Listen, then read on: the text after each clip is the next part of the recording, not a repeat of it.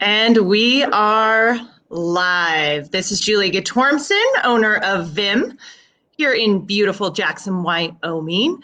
And joining me today is Hayden 𝘱𝘬𝘱𝐿𝐾𝐚, a physical therapist here in Jackson and also the owner of Peak Physical Therapy. Welcome, Hayden. Hi, everyone. Thank you so much for joining us.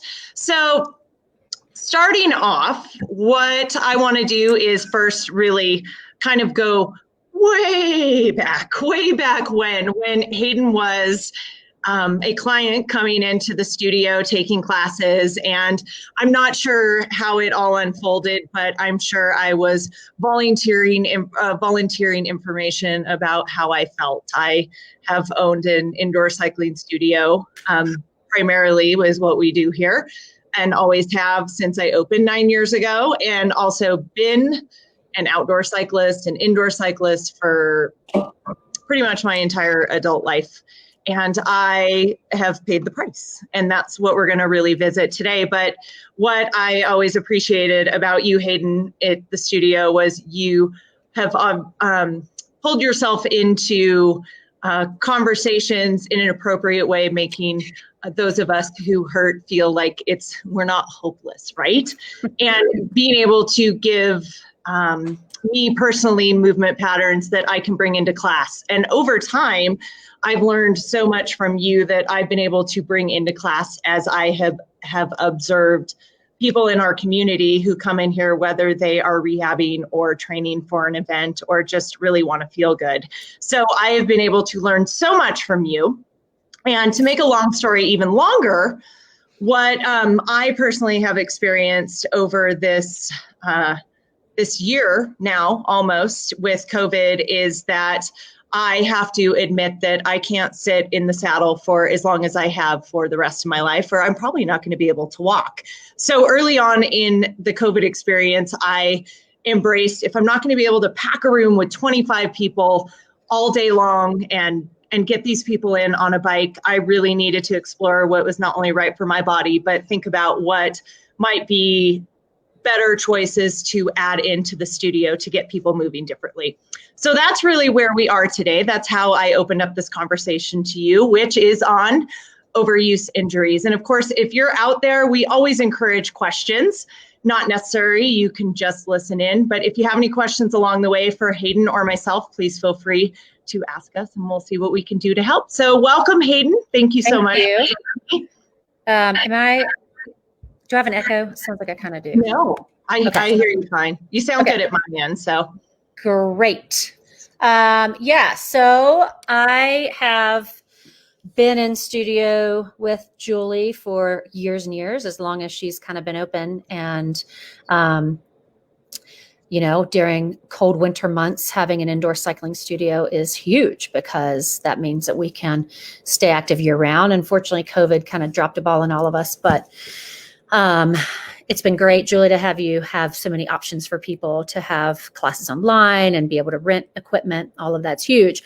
Thank you. What I want to talk about is the overuse injuries common today, really just in cycling. We can open it up to other sports at another time, but cycling has its own unique overuse injuries. And what I find interesting as a physical therapist is that people often really overlook the prolonged positioning that occurs during cycling, indoor or outdoor. So when cyclists are in that position over time, and around here, there's a lot of endurance cyclists, they really don't spend the time that they should undoing those common patterns. So I want to talk about that. I want to talk about some just simple concepts. It's not the exercise. There's a lot of exercises out there that can help, but it's more the concept of how you should treat your body before and after cycling for prolonged periods of time, and running and skiing and all these different activities that we do. But taking a little bit of time afterwards to rehabilitate, if you will, or undo these common patterns. And also I want to talk about some prehabilitation, some things that we might want to do on the front end to decrease our risk of having an overuse injury. Mm-hmm. So that is my kind of setup here. And so please, if you have any questions, if something doesn't make sense, if you want to go back and review anything, just type in a question, we can see it. So something before we dive in a little further that I'm also really excited about, as not only I am getting older and paying the prices for my choice for the biomechanically challenging position I've chosen to be in for all these years, but I'm paying the price a bit as an adult, and I'm determined that, I can make it better as I have been working on, but also, the people, the younger people, which means a lot of different things now, but who feel really good. We're going to talk about that, like what happens when you don't haven't paid that price yet. But also, we have these kids that are growing up that are really active, and how can we help them in their young bodies and help them make great choices over time with different variability. So I'm really excited about kind of hitting all these different categories that are going to be really helpful, hopefully, for our community and beyond. Right. And please, if there's anything that you see or that, spurs something in the conversation, like a question, just throw it on in there. Okay. Segue in however way you want. So, I urge you all to really think about what it means to be in a prolonged flexion pattern like we are in cycling. If you think about a lot of the things we do, cycling, running, skiing, they're very linear in nature. So we're flexed forward. Especially in cycling, you're going to be flexed forward for a prolonged period of time. In Julie's class, it's going to be at least 45 minutes. And then you walk out. Maybe you don't have time to stay and stretch. You go home, you sit at a desk. Then you don't have time to extend the things that are so flexed throughout the day. You go home and you sit on the couch or watch TV after cooking dinner, and you're flexed. So we're perpetuating this flexion pattern throughout our day. There's a few sports out there that really have a good handle on extension, maybe skiing. Even hiking, but I say often put yourself at the bottom of a hill and get up it. Are you going to pull forward with your flexors, or are you going to push with your extensors? And you can get up the mountain either way, but it's pretty dysfunctional now to add in another flexion dominant initiated pattern and get up that hill with your flexors. So initiating extension is something that I talk about oftentimes with our cyclists that have back pain. Back pain might be the number one issue that we see in cyclists because they are flexed for such a huge amount of time. And then all those big flexor muscles shorten. So just because something's short doesn't mean it's strong. They get locked short. So then they get this neural feedback pattern to contract. And if you're constantly in the state of contraction with your flexors in the front, it has the tendency to shut down your extensors in the back. So without that agonist-antagonist relationship, we have a difficult time really balancing the front to the back, and one becomes more dominant. Typically, that's a flexor. So you add in now sitting at a desk for a long period of time. You add in walking forward with poor mechanics. And then you even add in hiking with poor mechanics without that extension pattern. If you think about somebody's glute, the glute is a power muscle. It's a hip extender. It needs to have power and it needs to initiate the motion. What we often see is if we become hip flexion dominant, we also have this push-pull between the hip flexors and the hamstrings. So instead of the glute becoming the primary mover, it's the hamstring. And that's a dysfunctional movement pattern. So then, when people say, oh, my hamstrings are so tight or my hamstrings are so weak. Well, oftentimes it's an overuse injury. That hamstring has just been overused to the point that it's lost its elasticity. It's lost its ability to rest. So again, it's locked short all the time. It's just always on. So we look at that power struggle between the psoas. So a lot of people, let me see if I can pull up an image of the psoas here. A lot of people are curious about this muscle. Everybody talks about the psoas. It's a big deal because if we talk about its origin to its insertion, we can really see why it becomes I call it a bully. And there's a complex that it works with. It works oftentimes it'll bring in that quadratus lumborum, and that's the muscles on the side. I'll show you images of these, and those kind of play on each other, and they do a lot more work than they need to be. So again, they become primary. So think about if you're watching somebody walk upstairs, and if these are our hips, we want our hips to be stable. So as I walk upstairs, I want my hip to be stable and my legs to propel me forward. But often we'll see this drop in the hips, right, on each side. So as somebody walks up the steps, instead of pulling through having their glute medius keep their hips level, it drops. And so we're dropping on the other side and we're shortening on this side. And that's that quadratus lumborum just like doing all the work. We don't want it to do the work. We want our hip extensor to do the work. We want our gluteus medius to stabilize. So that's something I want to talk about in a little bit. Remind me to do it, but it's how we keep our stabilizers stabilizing and how we keep our primary movers moving.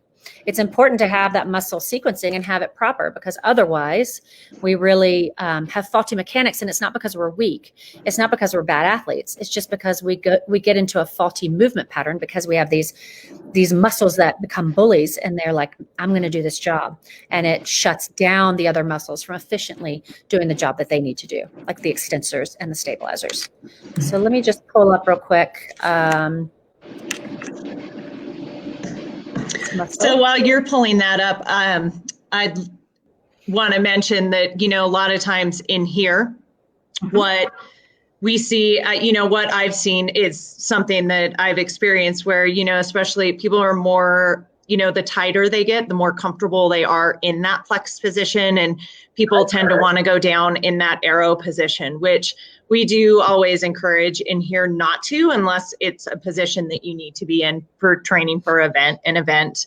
But, we really try and encourage that people do sit upright and even bring their handlebars up a bit higher to not go into that over flexed position. But you'll find that when people talk about having a bad back and who ride a lot in here, they go down in that arrow position because it's naturally more comfortable, because that's where they're used to being. I know that, that is the position I naturally even want to sleep in. So it's it's like all in a tight little ball.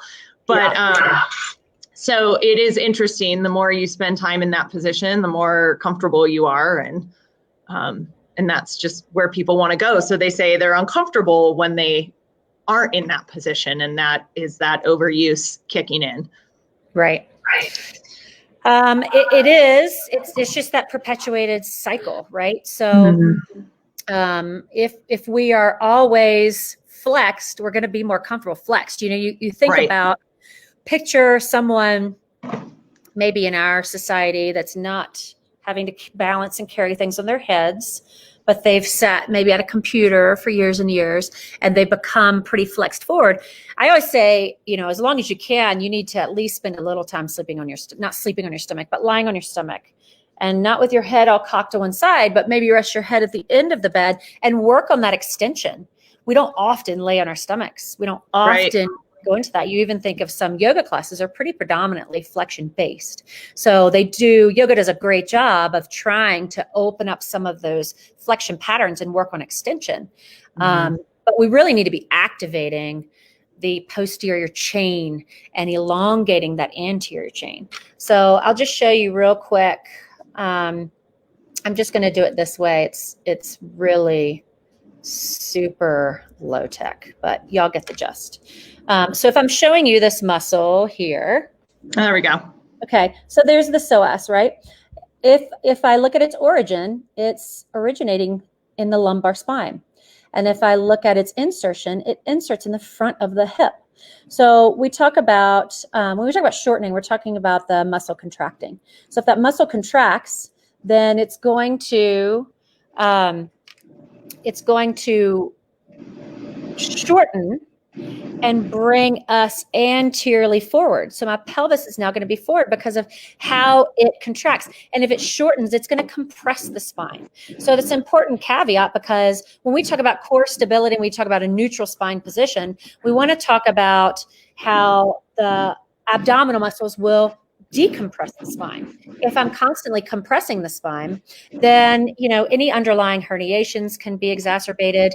And we're further, again, perpetuating a degenerative disc cycle. So we want to be able to decompress the spine as much as possible. There are muscles that we can activate in order to do that. But if we think about the spine constantly shifting and moving and compressing, then we're doing the opposite. So you can be as strong as you want to be, but if you're perpetuating this cycle, then you're just further perpetuating this compression process. And that is really not good for the longevity of our spine. So, when we talk about stability and we talk about muscle sequencing and we talk about even power and strength, we have to incorporate a lot of systems. Okay. So stability oftentimes is, I'll bring up the concept that I was talking about earlier, where I say we're only as strong as we are able to stabilize the stabilizers and keep them from falling into patterns of rotation. So I say this a lot, and it's an interesting concept because we do things so linearly that we tend to strengthen linearly. But I urge you to think outside of that box, because if we're only strengthening linearly, we're still strengthening the patterns that we keep on doing. We need to strengthen laterally, rotationally, posteriorly, so that we're adding in some multi-directional forces. If I'm always, if you think about the concept of the anterior cruciate ligament, the ACL, that's a common injury in this town. Not so much with cyclists, so I'm veering off here a little bit. But if you're cycling, and then you go ski, and then you blow your ACL, it's like, I don't understand. I did the ski fit course, and I've really been trying to work on my quad strength and my hamstring strength. Well, now we're still in this flexion pattern. The job of the ACL is in a closed chain, is to resist the anterior translation of the femur on the tibia. So it keeps that femur back on top of the tibia. But if I'm going downhill and I've got that forward momentum anyway, and now I'm quad dominant in strength, what's going to happen is it's going to pull my femur forward. So now I've perpetuated that cycle of setting up for injury. That's where prehab comes into play. Now, if I take that and I have a really efficient hamstring that's pulling that femur back, and I have a really efficient posterior chain, I have a powerful glute, I have everything to help stabilize that, and I have medial lateral stability, now I'm not going to be falling into these patterns of dysfunction and increasing my risk of injury. Does that make sense? So, lateral, multi-directional movement is very important. Understanding fascia and how that assists in our power and our output and our dynamic strength is really important. So if you think about cycling, now we've just shortened the soft tissue of the anterior chain, which weakens, it locks along the tissue of the posterior chain.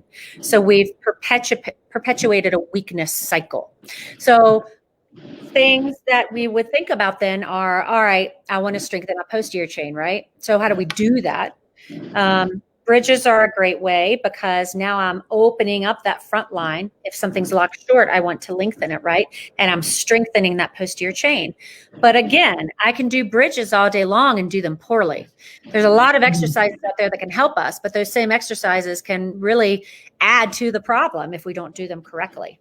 So oftentimes one of my favorite exercises is a bridge, and then you unweight one leg. If I unweight one leg, I'm asking my stabilizers to stabilize, decrease falling into rotational patterns. So that's my whole key, right? We're only as strong as we can stabilize and decrease falling into patterns of rotation. So if I'm really strong, I can lift and unweight one side and keep that stability. If I'm not strong, I'm going to drop one side. So how many people we got with us? Looks like 5. All right. So for you 5 people, what I would do is And I'll show you. We're going to get on the floor. Okay, so it's very simple. I see you 5 people. I This see is all you. about I don't see you, just to be clear. Just Okay. Hayden. So you can see my hips here, right? Mm-hmm. All right, so I'm going to lift up. So now I've activated my posterior chain. Okay, so I'm squeezing my glute here. Okay, so now if I stabilize, I can lift this leg and keep my hips stable as I switch. Nothing falls down here. Hips stay stable, and I switch back and forth. Okay, if I'm unstable, it looks like this. Right? So I've fallen into patterns of rotation. I don't want to fall into patterns of rotation. I want to stay linear and engage my stabilizers to keep everything from rotating. So the same goes for the scapula and the shoulder.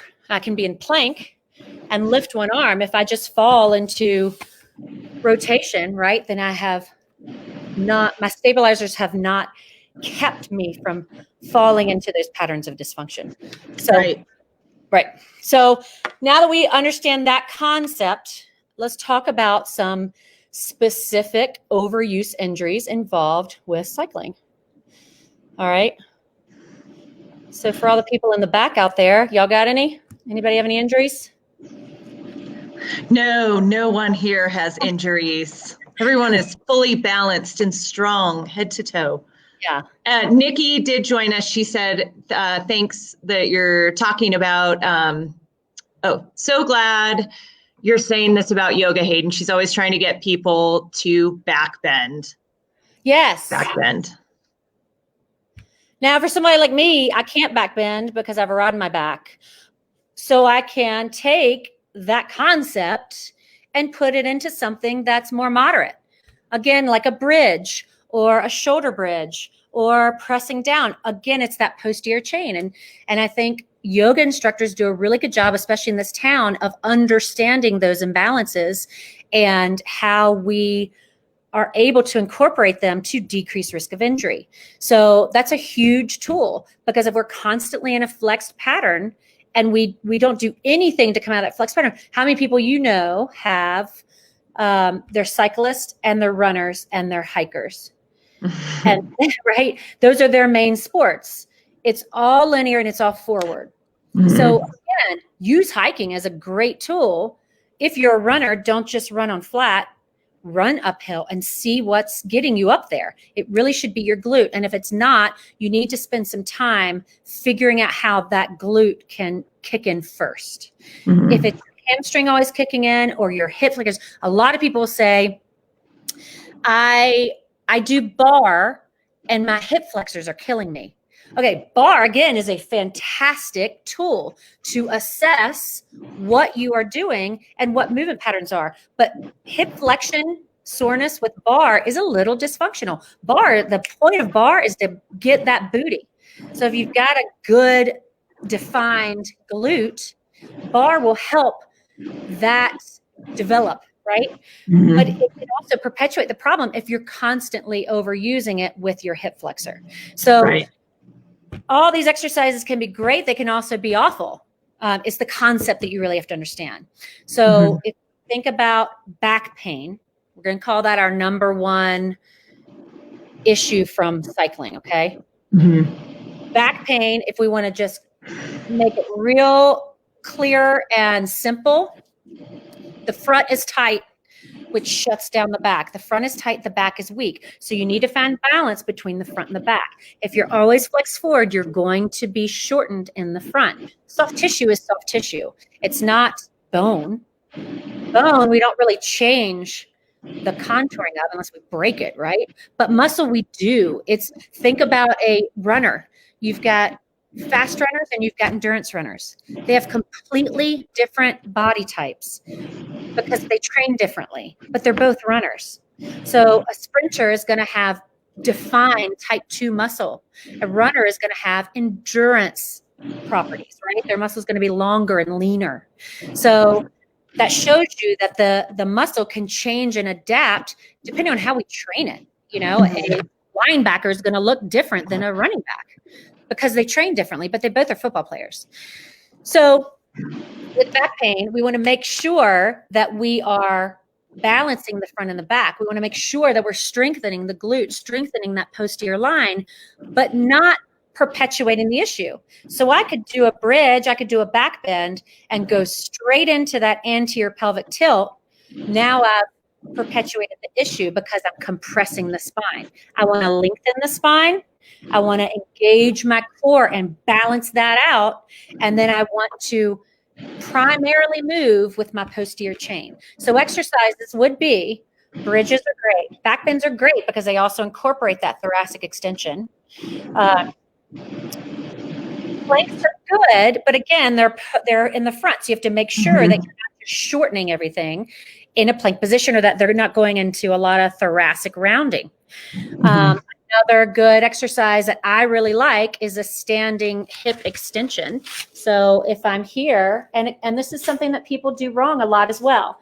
If I'm here, all right, this is my glute. So I can put a band above my knees. This is just an example. And now I want to engage first my glute. I want to engage my glute first and then extend. So I'm talking about hip extension here, hip extension, which is the opposite of hip flexion, which is where the psoas touches, right? That's better. So I want to extend my glute, but what people will often do is this, extend their back, right? So what does that do? It compresses the spine. And now we've shortened that structure again. We've maybe exacerbated a herniation. We all have, you know, some herniations, but it's just whether or not they're symptomatic. So compressing the spine increases that symptom provocation. So we want to really focus on hip extension and not back extension. That's a whole nother system. So if I'm rounded all the time, I want to stand up, find that balance, and work on this being my primary mover. I will bet, and I see it every day, that here, a lot of people have very limited hip extension in this town. They've got hip flexion for days, but the hip extension and really understanding how the hip moves to propel us forward is dysfunctional. We need to have hip extension. So again, if you're cycling and you're skiing and you're running, you really rarely go into proper hip extension. So, you know, a lot with the glutes, I will cue to take your hands and put them on your cupcakes because they're yours. I can't touch your cupcakes, but you can touch your own cupcakes, right? But to make sure, because there is one vivid thing you told me, you have one, Julie, glute that is defined and one that isn't. So there's one that is like on and it's working and it likes to work. And then there's one that's like, bleh. So I like to cue to hold on to actually see, because not everyone actually even knows if their glutes are firing up. But when they're firing, you can feel it. And I'm glad you said that. Because what I would urge you all to also do is close your eyes. Take a mirror out of it. Feel what's happening in your body. We lose a lot of our neuromuscular connection because whatever reason. Sometimes people don't have good body awareness. There's been an injury and it just shuts down that cycle of connectivity between the neuromuscular, you know, between the brain and the muscles. Sometimes they just don't have great body awareness. Sometimes there's, you know, the overuse is so great that they can't find that push pull, that balance between front, back, inside, outside. So close your eyes. Yes. Put your hands on your glutes. Know where your muscles are in space. Talk to them with your brain. Make it fire. Fire what you want to fire. I have people all the time that are like, I can't fire my glutes. It's like, you should. And you really do have to think about it. When they're weak, they're weak for a reason. It's because they don't activate naturally as they should. So when you actually think about it in every movement, possible, then, it eventually, hopefully that other glute, that glute can catch up with the other one, and then they'll work as a happy family. A lot of times this stuff doesn't just happen. You have to train it. You have to make it happen. It's kind of like, would you just go out and do a marathon? You train for a marathon. And the first, couple months are brutal because your body hasn't adapted to it. So the same thing happens with relearning certain neuromuscular patterns. You have to relearn them. It's the person that says, I threw my back out shoveling. It's not shoveling that threw your back out. It's everything, your movement patterns leading up to that day. It's like the perfect storm. Am I correct there? Absolutely. And you know what? None of us are symmetrical. We try to be, we strive to be, but you're always going to have one glute that's more dominant than another, unless, you really are good at this stuff. But we have patterns, I'm a snowboarder. So I have a pattern that's going to, my back leg is going to be stronger at some things than my front leg. So I have to work on bringing those back into some semblance of balance where we don't have dysfunction. So, you having one glute, for whatever reason that is, one leg is dominant for whatever reason, but knowing that, having that knowledge, and then really, again, one of the out of the box exercises I want to talk about is that neuromuscular repatterning, and closing your eyes to do things and tricking yourselves to do things. Having somebody, throw something at you while you're doing an exercise, or have somebody call out. One thing I like to do is, Julie has slide boards in her gym, which I love. I love slide boards. My brand new toys. So one thing I'll have people do is, I have like a red laser and a green laser, or you can just call, stop, go, whatever your command is, however you want to do it. I'll have people slide side to side, side to side, side to side. And then I'll say stop, and they have to squat and hold. Go side to side, squat and hold. Go side. So they can't predict what you're going to do. It's not just sets and reps. Right. Have the body become more predictable. We don't want the body to be predictable. Right, like standing and going into a squat pattern. Like we could do this all day, right? But if you're adding lateral movement and variability, that's what, makes your body have to think. So we have someone that asked, will that exercise help with tight hips? Michelle, I'm assuming maybe we were talking about, really you've talked about a few exercises. So yes, because tight hips are.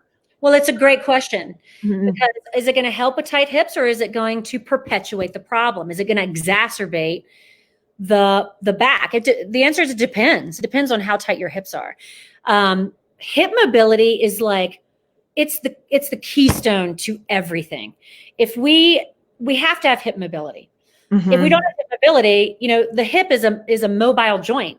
It's a ball and socket. It's meant to move in a multiplanar direction. The knee's not. The knee is a hinge. So what we typically do is we don't focus on the hip very much. We focus on our knees, like strengthen those quads, strengthen those hamstrings, but we miss a huge piece of the pattern by doing that, because it's the hip that moves into abduction. It's the hip that moves into adduction. So the answer is yes and no. If you have a really tight hip and you don't do the mobility first, now you're trying to get hip extension on something that's limited. So I often say, mobility needs to come before stability, because otherwise I'm just strengthening something that is tight, right? So I have a limited range of motion. I want to maximize my range of motion by opening up the hip joint. But we don't want to open up the hip joint in a way that we are, potentially shutting down protective mechanisms, right? So static stretching is something that can do this. It can actually increase our risk of injury. I'm getting a little off topic here, but I'll bring it back in. If I just go and I take my leg and I hold it here, and I'm going to hold it here forever. Well, what I'm telling those receptors in my hand, pretend like this is my hamstring. I'm telling these receptors in my hamstring to shh, calm down. You're okay. I'm going to just take you and I'm going to lengthen you. And I just want everything to go into a complacent state and give me length. Well, what that's going to do if I go in the next, hour and go skiing, now I've decreased my receptor sensitivity. So they're not as sensitive, and I've increased my risk of injury if I overstretch my hamstring. What I want you to think about is taking the hip joint and moving it in multi-planes so that it knows where to go in space, opening it up dynamically in many planes of motion. Okay. So again, you can take that slide board concept. All right. I brought a slider. I'm not in my clinic right now, so bear with me on this one. But if I have my slider, which for those at home, you can use a paper plate on carpet. You can get real creative. That, or just a hand towel on a hard surface. There you go. Now I might want to move my hip in lots of different planes of motion. You can see that little knee bobble there. Right. So I'm opening my hip. I'm not, this is an exercise, but it's a mobility thing too, because I want my hip to be open in different planes. Now it receives the information I'm giving it, and it's in different planes of motion. I'm not staying so linear. Okay. So again, slide board exercises can do that, where especially if I am a linear athlete, I'm a cyclist, right? Now I get on the slide board and it's going to be hard, but I'm going to force myself to go lateral, to use that hip and open it. And yes, it's hard at first, but then once you get that mobility, strengthen so much more efficiently. Now you've got so much more of that surface area and all of the fascia and all of the soft tissue to work with, and it's not stuck in one linear pattern. Oh, and I'm loving what I'm feeling on those slide boards. It is so healthy. Yeah, I mean, lateral side to side motion is really, we're not utilizing it enough in our rehab and our prehabilitation, meaning let's not wait till we get injured to start working on strengthening. And so don't just think that if you, for sure. Yeah, I mean, I was just going to say, don't, just because you're a cyclist, I was going to say, just because you're a cyclist and you only strengthen in this linear pattern, that does not make you stronger. Does that make sense? Right. Right. So in that, when we're talking about prehab, take me back to my youth, and for so many of us out there who, do have aches and pains now. And, we now have ideas to, to work with, but also the prehab, where could we make a turn for those who aren't feeling these aches and pains yet, that prehab? What choices because I love the bike. I'm not giving the bike up. I definitely have to adjust what I'm doing, and my body is much happier for it. So what are some choices and things we could do to, for that prehab side of things to visit? So, it's really important to build stability. I think we all need to be working on our pelvic stability. We need to be working on our core stability. We really need to be working on our scapular stability. And we need to be working on our lower leg strength. So, and we also need to be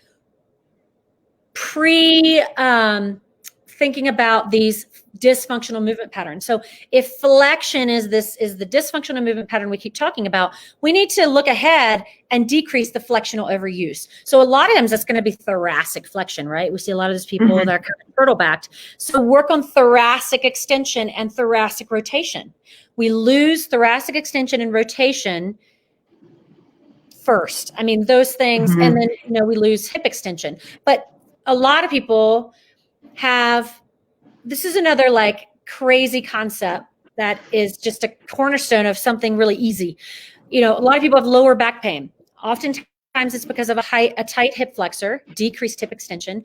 It's also because of tight thoracic spine. If we think about our spine, a lot of our movement comes from the cervical spine and the lumbar spine, but it really needs to be transferred throughout. So if we can get thoracic extension prone propping, thoracic extension, and undoing all of this, one, we're going to have better mobility throughout our spine, healthier spines.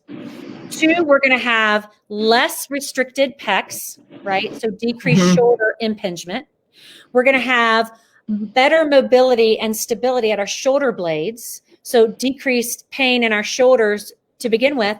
And that's going to decrease that, force that's translated into our elbow. So a lot of your cyclists will have either carpal tunnel or they have elbow tendonitis. Well, a lot of that is because our thoracic spine's not moving. If my thoracic spine's not moving, I'm doing way too much movement with my neck. I'm doing too much movement with my back, and all those forces, because my thoracic spine is stuck in flexion. Now I've just translated a lot of impingement forces into my shoulder, or I compensate because my shoulder hurts. So now they start coming into my elbow. So when we think about prehab, it's like, man, gosh, I'm looking pretty flexed here. Thoracic spine is huge. So any kind of mobilization for the thoracic spine into extension and rotation. Don't forget about the rotation part of that. Yeah. Even after you cycle, spend some time just getting that thoracic spine to move out of the pattern of movement that you've just been doing for the last 45 minutes. So we, the glute stability. I'm a Schwinn master trainer as well. And something that we talk about a lot is, over the years, the training has adapted to things that we're talking about, and really encouraging people to, what can you bring to your classes, which is the same to someone's, workout, that after sitting on that bike, bring mobility back, get out of that challenging position and bring the rotation in, open up. Don't just go to the floor and start doing bicycles. We've already been there. So it's being smart about the movement and counterbalancing that time that we just spent in the saddle. So I think that's really important, whether somebody's doing a workout at home on their own, riding outside. When they get off the bike, how many people go on a long ride and just get off the bike and go drink a beer? Probably most of them. Not that I've ever done that. I agree that, we need to think about the mobility, but we also need to think about the strength. So if you get off the bike, it's a great time to just have 4 or 5 exercises in your pocket that you do after you get off the bike. And the reason is you're already pre-fatigued. So your muscles you're having to really recruit a lot of that, the muscle fibers that are already tired to come in and no, we're going to do something different, but now we're going to do it kind of the opposite of what we've been doing. So it's good to mobilize, but then follow it up with a resisted row, follow it up with resisted external rotation, follow it up with a little strength, so that you're not only telling the system, okay, let's open up, but you're also firing the antagonist of what you've been working with the last hour or so. Does that make sense? So you want to go one step forward on the mobility, now strengthen. So you tell your body, our body responds to what we give it. Think of that marathon runner, think of that sprinter. If we tell the body, look, I want you to play nice between the front and the back. The front's had its time, but let's also talk to that back line.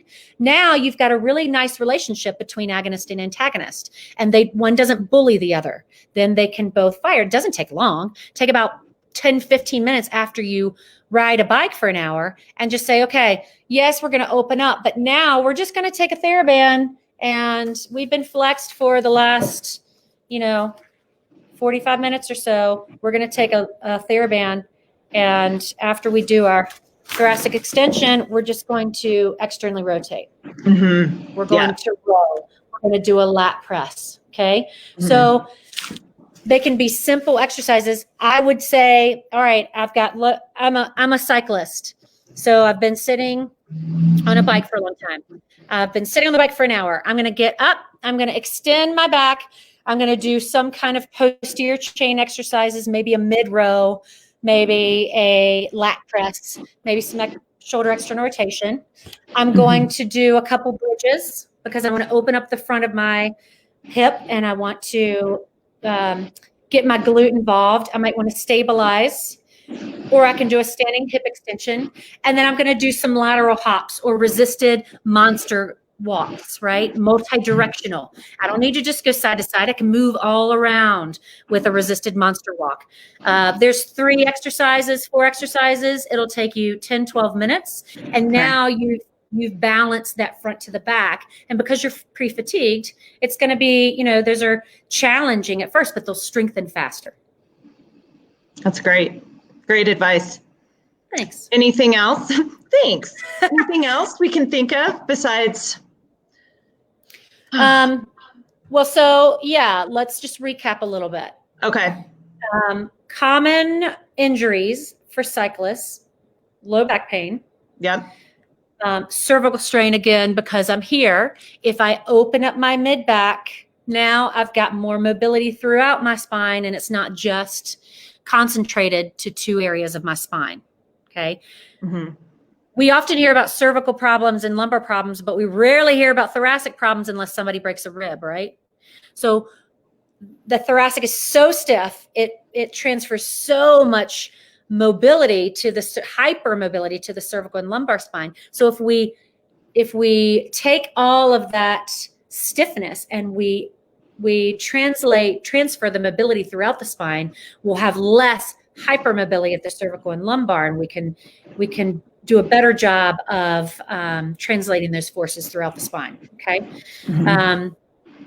Hamstring strain, because again, we're not using our posterior chain enough. We're just overusing the hip flexor to hamstring, and then that oftentimes is translated into our hiking and our running, and our bar.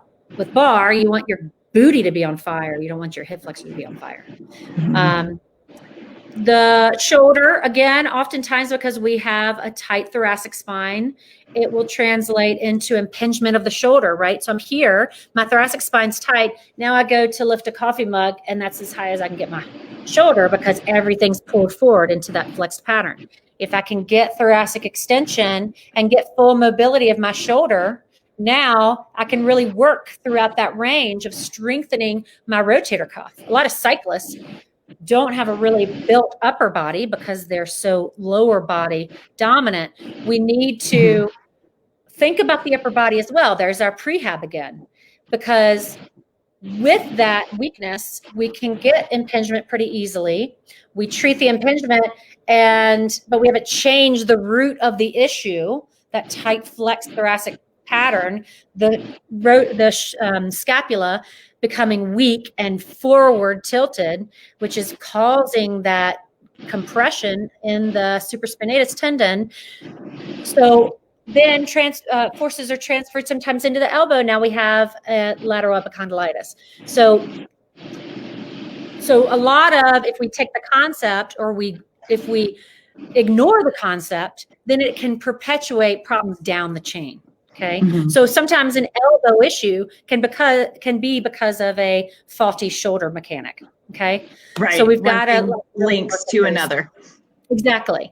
And so that's where, yes, the mobility comes into play, but it's also strengthening our stabilizers, and then strengthening in multi-planes, and then closing our eyes. Where am I in space? Where's my shoulder blade in space? And predicting what's not predictable. Right? Trying to get your shoulder to respond to external forces that you can't predict. And I think as we close up, I know we discussed it, but it's always great to remember that these things didn't arrive overnight. So getting out of them and these exercises that we're discussing, it's really a lifelong commitment. It's not just to strengthen the glute, it's to keep the glute activated. It's not just to get, if you go to PT and you're supposed to do these exercises, how many people just quit doing the exercises and fall back into those same patterns? So, that I think is just something we all need to understand, because I've been in to see you many times, and there's many times where I'm like, I'm doing it. And then I just fall back into my old patterns and let those different muscles take over. So I think, I'm trying to train myself as well to understand it's really a lifelong commitment of try to be strong and balanced and figure out the right movement patterns, and to keep it diverse and also exciting and fun, because that's what we need. I was going to say, it shouldn't be this daunting task. It needs to be something that enhances what you're already doing. People love to cycle, people love to run, and I get that. But I always say, don't run to get strong, strengthen and stabilize so that you can be a good runner. You have to put the time in. Right. And another thing about this kind of neuromuscular retraining, cross training is great to make you a better athlete. And there's great tools around there. Julie's got slide boards, trampolines, things that trick the body into not doing the same pattern over and over again. So if we can use that and say, gosh, I'm kind of intimidated by jumping on a trampoline for 30 minutes. But if you think about it in a way that, okay, it's going to help my hip respond to these different forces put on it. It's going to make my whole body, my lower leg respond to this different proprioception pattern. These are great things to make you a better cyclist. So it's not meant to stand alone. Yoga, bar, Pilates, all these different concepts, slide board, trampoline, they're there to enhance your system and help you to be a better cyclist. It doesn't detract from your cycling. It adds to it. But we just don't want to take those bad movement patterns and put them into a different format. So learning those movement patterns, but bringing in the variability is key for the long haul. Thank you so much. For sure. Definitely. And where can we find you and your team? Yeah, I was just going to say real quick, when you're, so we are at, can you hear me? Are we oh yeah, no, I can hear you. You're good. You're still good. Okay, good. So we are at Peak Physical Therapy. There's 2 locations. There's a location in Wilson and there's a location south of town, in the South Park Business Loop. We will be going into the indoor sport facility once that is built, and that is also in that South Park Business Loop. It's up right beside Dog Jacks. It's going to be 37,000 square feet of a green turf field. It'll have a sport and agility track. There will be a concierge gym type set up there. There's going to be MMA. There will be a small gym for younger kids if you want to work out and have your kids be preoccupied. And what we're doing there is we're trying to progressively offer more of a prehab setup. So we're working right now on orthopedic baselines. So kind of like a concussion baseline would be, if you are interested to see what your output is right now, we're using dual force plate testing and looking at output metrics. So we're looking at jump height, we're looking at symmetry and asymmetry between single leg, we're looking at braking speed, so eccentric loading speed, we're looking at power. So lots of different metrics there that one can be a bit of a predictor of injury. Hey, your right leg is really not performing the same way that your left leg is. We need to look at that. Or you can kind of know in a baseline where you are, and over a season, are you getting stronger or are you getting weaker? I think it's really important to see if our training is being paid off, or are we perpetuating the overuse and causing more injury over a season. So we can look at that objectively and really do a better job of assessing where you are and your fitness level. And that'll be for all ages, correct? All ages, yep. That'd be great. And any sport. So we're also working on trying to incorporate a little bit more sport-specific training. So the sports that we are working on right now are obviously skiing, but skiing and snowboarding have very different mechanics. So I don't want to give you a certain, okay, is that better? The sun is moving. Yeah. I don't want to give you certain exercises for skiing that are typical for skiing overuse injuries when you're a snowboarder. I don't want to give you a specific protocol for cycling when you're not a cyclist, right? Different, just think about those football players, different sports, different injuries in different sports can require a different look at it. So we're trying to make things a lot more sports specific and a lot more objectively oriented. So kind of really studying those patterns of movement, those overuse issues, and what you can predict with a more prehab program. So, hey, you're really weak here. That might set you up for this because of your sport.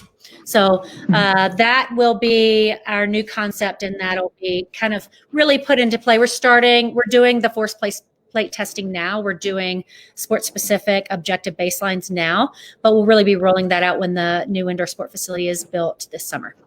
Ooh, that's exciting. So we will come back and we'll do another talk when that's in action. And great. I'm sure you'll continue to learn a ton and share with us. And I can't wait. Thank you so much. Me either. Thank you. Thank you for the opportunity. Thank you so much. And I know that I want to thank you for, again, all these years of helping me. And I do blame you for some of my purchases, my slide boards, everything you've ever put me on, I am now bringing in. So I am trying to pull that world that, you know, you might give people when they come in to train and try and make it fun so that prehab and rehab can continue to be fun here in my doors too. So thank you. Anytime. And I blame you for my odd obsession with salted caramel lattes. So yes. Oh, the birthday won't be the same this year. That's for sure. So cheers. We can cheers out to 2020. Here's to an exciting 2021. Peace out, my friend. Thank you so much. All right. Bye. Bye. Thank you, everyone.